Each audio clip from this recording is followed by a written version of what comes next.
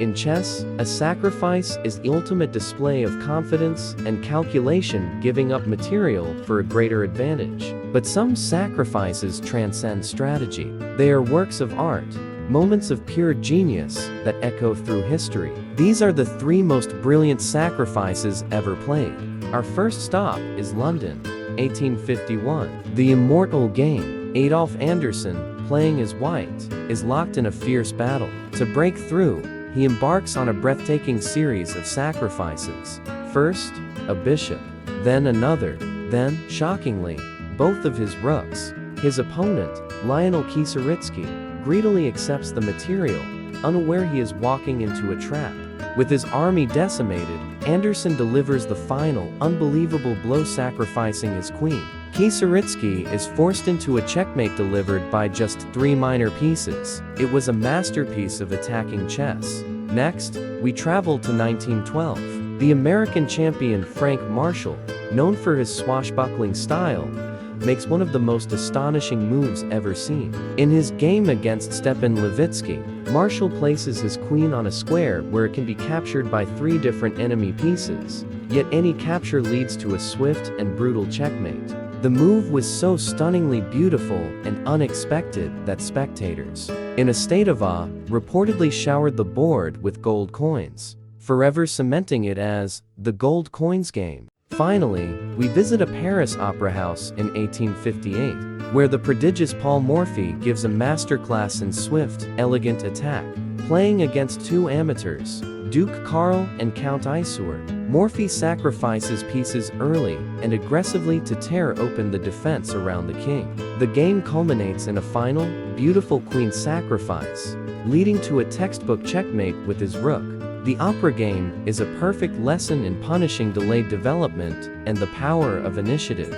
These games remind us that in chess, the greatest rewards often come from the greatest risks. We have witnessed the immortal, the gold coins, and the opera game. But the treasure trove of chess brilliance is far from empty. The art of the sacrifice is a story that continues to be written, with new chapters of genius astounding the world.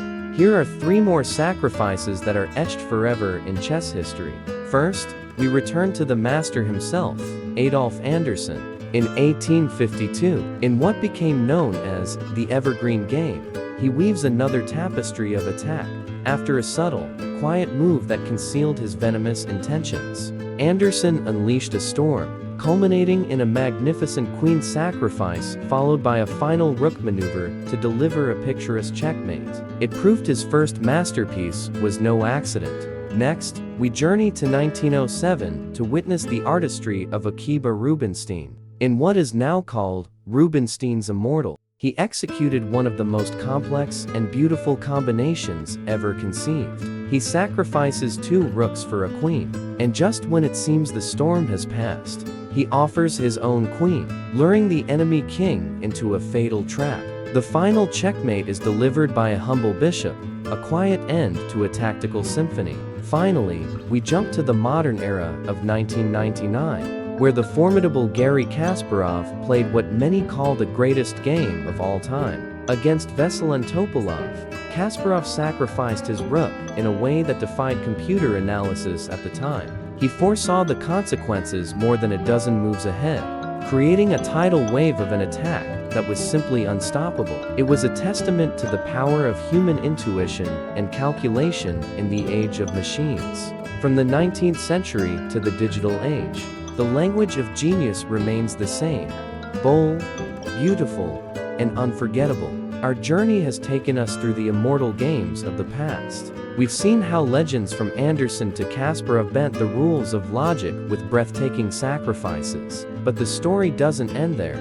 The spirit of creativity is an unquenchable fire, and in every era, new masters emerge to show us the art of the impossible. Meet Rashid Nesmetdinov, a player whose name is whispered with reverence among connoisseurs of attack. In 1962, he produced a game that perfectly encapsulated his genius. Faced with a fortified king, he did the unthinkable. He sacrificed his queen not for a checkmate, but simply to pull the enemy monarch into the open. What followed was a beautiful, brutal manhunt across the board. A perfect storm of coordination that proved imagination is a weapon. Then, in 1966, the audacious Bent Larsen decided to attack the unattackable. His opponent was Tigran Petrosian, the world champion, a defensive fortress nicknamed Iron Tigran. In a legendary act of courage, Larsen sacrificed his queen for a handful of lesser pieces, a move that seemed insane against such a player. But it was an act of deep positional genius, creating weaknesses that even the great Petrosian could not defend. Larsen proved that no fortress is truly impregnable.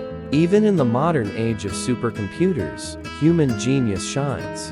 In 2013, Ulan Aronian, facing the legendary Viswanathan Anand, uncorked a stunning knight sacrifice that seemed to come from nowhere. It didn't create an immediate win, but injected a slow-acting poison into the position, creating problems that were too complex to solve over the board. It was a move of profound, quiet beauty. These games prove that the heart of chess will always be human, courageous, creative, and utterly brilliant.